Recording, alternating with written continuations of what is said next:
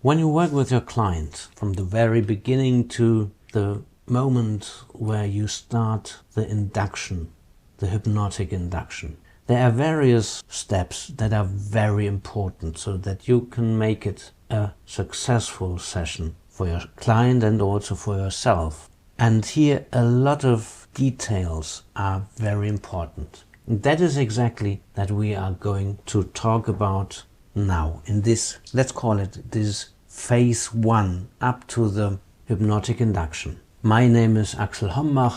I'm a hypnotist and trainer for self-hypnosis in Cologne. I'm here in London with Dr. John Butler, who is the director of the HTI, the Hypnotherapy Training International. Hello, John.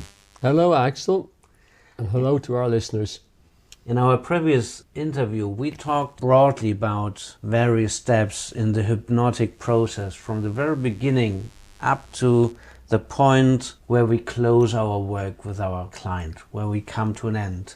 Maybe the session or maybe the work on a certain topic. Now, in this interview, we are going more into detail what is important when we start the work with our client. And so maybe the first question would be, when does the work with our client start at all? Well, you refer there to that earlier stage when we make contact with them, which can be a very powerful positive influence right there and then, because we're instilling hope, expectation, confidence in the client that their problem is something hypnotherapy can help them with. That you have that confidence, you come across as confident that you can help them. Confidence based on competence and genuine knowledge and skills, and that you are able to work with them, that they feel they can trust you. There's a level of rapport even there. So people get to believe in you if you promote the therapy well and you express yourself well. So interviewing, in a sense, begins on the phone maybe in that first step. But let's say now you've done that with them. There's some good hope and expectation in you and in your therapy approach, what you have to offer, and they've got that feeling you're an authoritative person in the area you're working. Now they come into the session with you. So let's take it from there. In that interview, we have so many important things to do. In setting goals, as opposed to the client just wanting to get rid of things, which is the amputations as we call them, we're looking at where they need to go, not what they're trying to avoid, run away from only. In that stage, we're starting to build a therapeutic relation, the therapeutic environment, for which we need the core conditions of therapy for it to be effective. Because it's really the foundation for the future, for the rest of the session, for when programming or regression will be done, and for future sessions. So the 3 core traits, or 3 core ingredients, let's call them that for simplicity, that Roger's talked about, really they've been expanded into core elements of the therapeutic relationship, which essentially, from our point of view as a therapist, we must learn about and understand the core traits of the effective therapist. Just in case that our listeners are not familiar with the 3 core traits, maybe that didn't show up in their training, which would that be? Well, empathy, regard, and warmth. So we go to Rogers back in the 50s, began to delineate those because he observed that in good therapy, these were there, regardless of the form of therapy even, and the different therapists, that for the therapy to progress, the client had to have that feeling, that experience from the therapist and the therapeutic interaction. So it's a powerful form of communication going on there with those ingredients in it, the absolute core essentials. The 10 therapeutic traits, they need to be learned by therapists. That's something we teach in depth in our course, usually in our course 3, and Advanced Unequal Hypnotherapy. We referred to them earlier in the training, but we must go into in some depth. So these take time for therapists to develop, because some therapists are very good in, let's say, empathy, but finding confrontiveness very difficult, because they misunderstand it usually anyway, and then they feel intimidated by doing something that they feel the client may not like. So they're fearing the client's rejection. So without going into a lot of detail about that, those 10 core traits of the effective therapist are important. Just to clarify that for our listeners, the 10 core traits are not the same as the 3 core traits of Rogers. The 10 core traits are a lot more detailed and have more dimensions, of which you mentioned confrontiveness is probably the most important. But we are going into that in more detail in another podcast. Well, absolutely. Yeah. The original 3 were expanded to 10. There were 7 added to it, and each of them has gone into in a lot of depth in our training. So within that interview phase, there is also all the skills you need for questioning. How to use questions effectively, open, closed questions, powerful communication skills, the use of monologue, dialogue, the elicitation in the military, in the law enforcement setting. In the old days, it was called interrogation. Nowadays, we tend to use the word elicitation. There's so much information out there in the field of elicitation that hypnotherapists need to know about, from verbal and non-verbal communication, how to observe and listen, and, as I say, how to use questions, how to use silence, how to listen to the answers for key words, strange, uncommon use of words in response to a question that reveal information about the underlying fixed ideas and primary emotional difficulties they're experiencing. How to use certain words with the client that are the ones that are most likely to provoke an emotional resonance and emotional response that's revealing about underlying fixed ideas. So there's so much to learn there, Axel. As we continue now with that stage of the interview and the rapport building, there's more skills involved in that than people think. It's not just that the client likes you.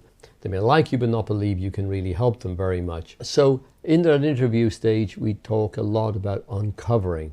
And what are we uncovering? Uncovering primary underlying emotion. There's lots of emotions maybe there.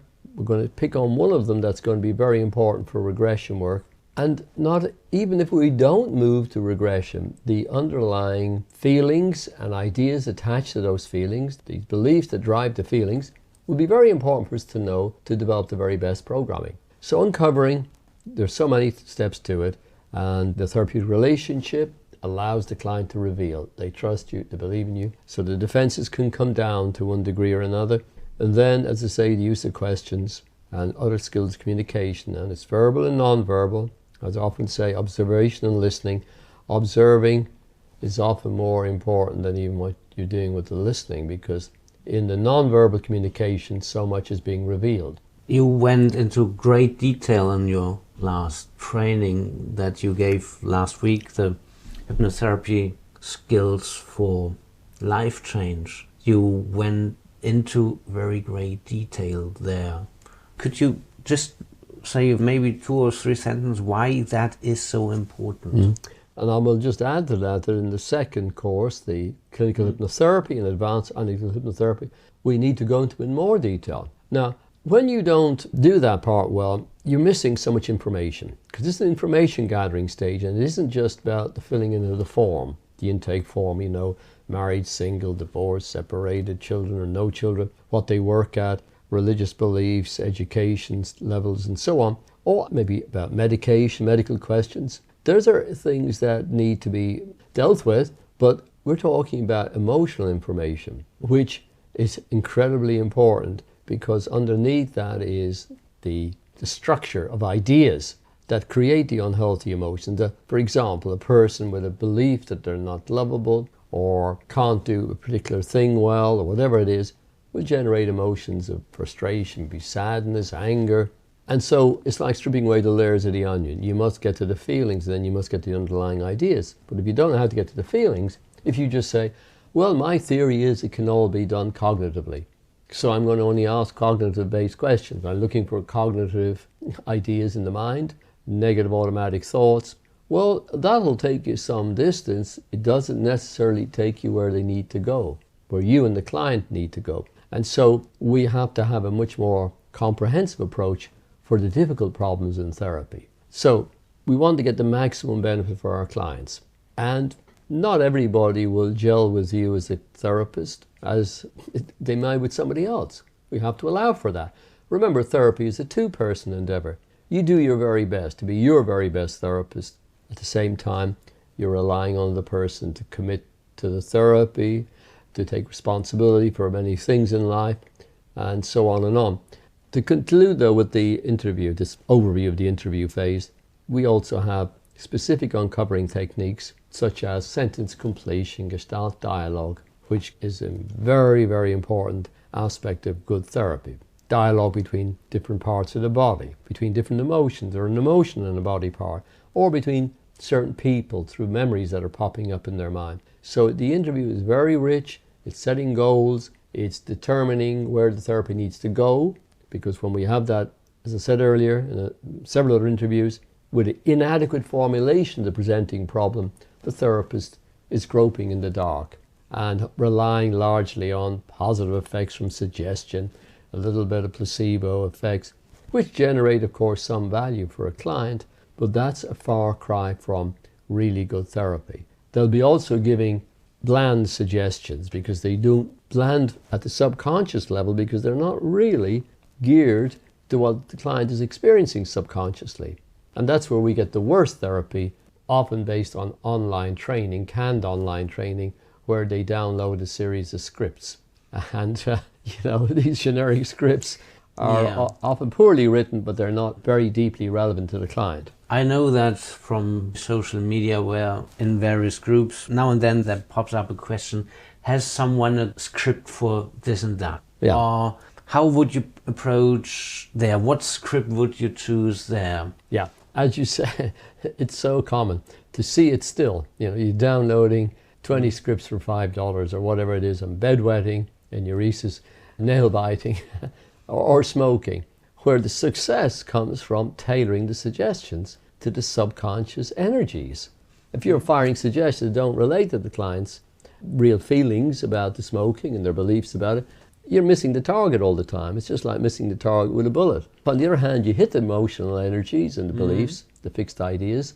You're doing great work at the subconscious level by comparison. So to condense it a little bit, the interview phase is extremely important to know your client. Correct. And know the beliefs, the core beliefs and the core emotional states of your client, and from there to decide if you do mainly programming work or if you are going to have an analytical session with him. And if you go to the programming, what would probably be the best possible suggestions? Yes. And then if you are having an analytical session, where to go in the beginning in the analytical session, because in the end you don't know where you come up with. Absolutely. That's where that is happening.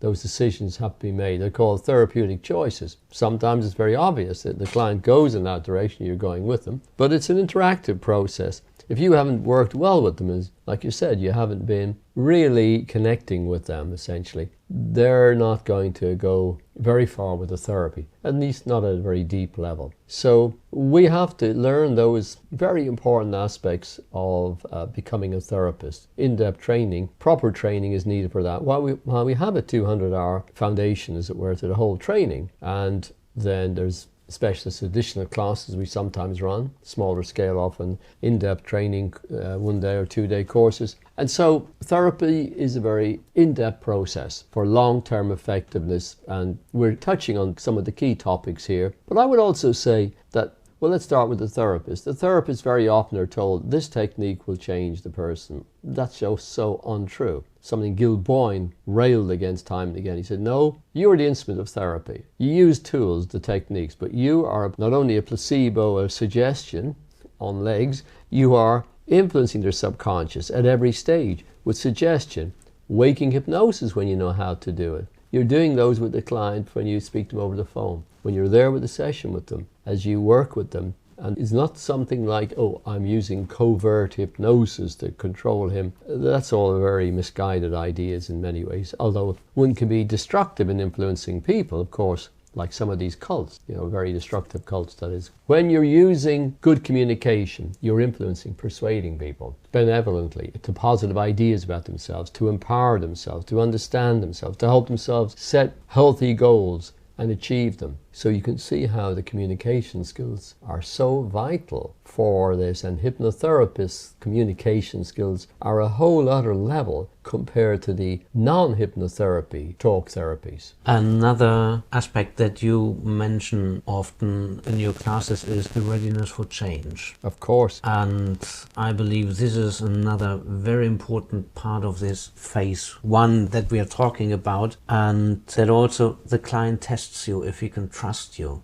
Yes. You have to show your client that you are trustworthy, that he can do the journey with you. Yes, absolutely. Readiness for change. As we're setting goals, you see, right away you are assessing their readiness for change. Because if you assume they're ready for change, the goal is different. I mean, the overall goal will be the same if you stop smoking. But how you work to that goal, the steps in between, the sub-goals, particularly if it's over 4 or 5 sessions, is very different than if you say, well, they're back here getting ready for change. Or maybe further back, so they're struggling to get ready for change. They don't believe they can achieve it or are worthy of it. They have a lot of fear of change, fear of the unknown. And so the therapist has to be aware of what they're looking at, seeing what's really there in the client, that the client is committing to change and is ready to give up secondary gains, alibis, and so on. The interview stage, rather, has to cover that properly so that we know, like I say, what we're really dealing with. Formulation of the presenting problem involves knowing about the readiness for change element.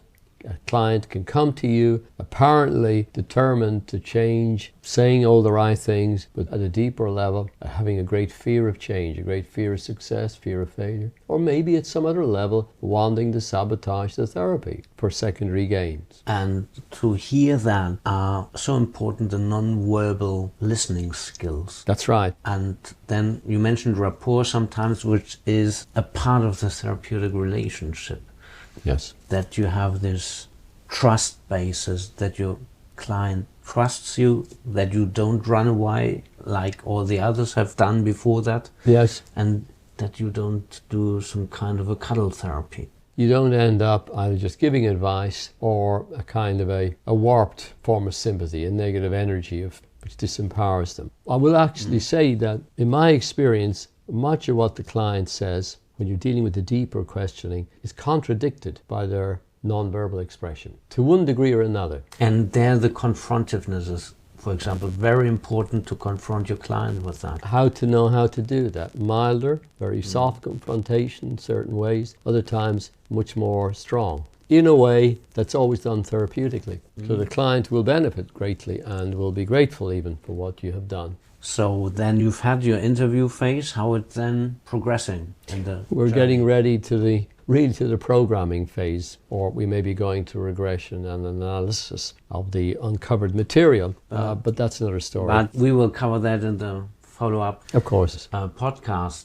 Now you have the interview phase, and before you start with the actual hypnosis, before you come there, are there other steps that have to be taken? The follow-on from that is the pre-talk, often as it's called. What is the pre-talk? Yeah, it's preparation for hypnosis. Okay. Because hypnosis is such an incompletely understood phenomenon, even very misunderstood by many people, including some practitioners in my view. They're either haven't read a lot, and so they hold to some very outdated ideas, or they've only read books which are very superficial. And as we understand hypnosis, we can educate the client much more effectively about it. It's not enough to read books. You've got to hypnotize hundreds of people in your therapeutic career for you to begin to understand individual reactions, see the wide range. And as you're doing with people, and over that time you're influencing yourself as you're programming them, client therapists to one degree or another go into trance, which you have to be careful about that when you're doing the work with them. You also are programming yourself,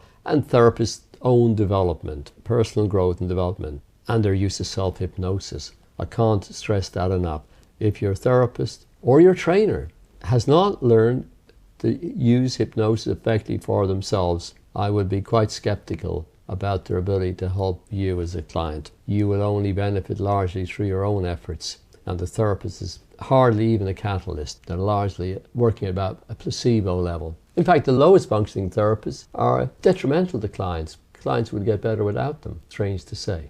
That is something that not many people like to hear. No, but that data has been around forever, for over 60 years. Well, it's a fact. I believe I've seen that in practice. Now, the pre-talk preparation does need to be thorough, explaining what hypnosis is, what it isn't, about what suggestion is and what suggestion isn't. And you'll be dispelling a lot of the fears, misconceptions on the way and getting them ready to take responsibility and allow themselves to go into trance and understanding it's a natural phenomenon and that everybody has the ability. Some will go quicker and deeper than others, and that's all okay, and it's not critical, but that the depth or the level of the trance for most purposes in the general practice situation in hypnotherapy. And also they'll be able to learn the hypnosis much quicker because you've explained it very well. Now, of course, that paves the way then for the next step, which is hypnotic suggestibility testing. What are they for? They're called suggestibility tests. Better words are responsiveness testing or responsiveness training, because that's what's an even more positive. Because suggestibility is so often mixed up with gullibility. Gullibility and being weak. And you're so suggestible. Yeah, that's right. You're naive.